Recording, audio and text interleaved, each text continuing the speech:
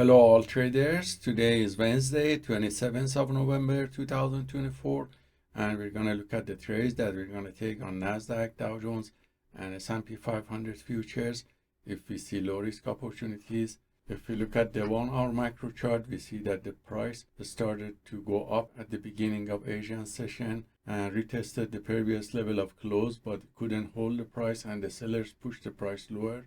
And we see that the price bounced back again after testing the previous day close, and then the buyers came back. And by looking at 10-minute macro chart, we see that the price pre-market started to go down, and during the New York market opening it's going down on S&P 500 and Nasdaq but going up on Dow Jones. So our plan of action is to wait for the volatility to come down and complete its pullback and retest this level of support.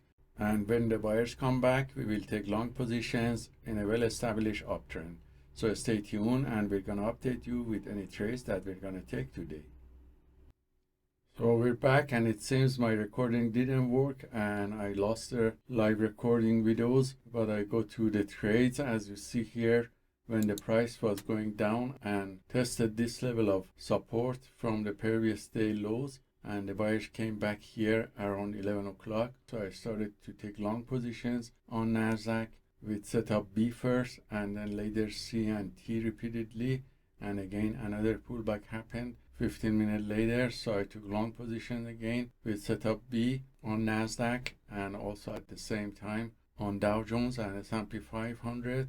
So these positions were closed with profit, and the position on Dow Jones was closed with a small loss and on S&P with a small profit, and the volatility was high. So I finished my trades for the day. And let's look at the stats of all these trades that were copied by copy trader to multiple Apex Trader funding accounts.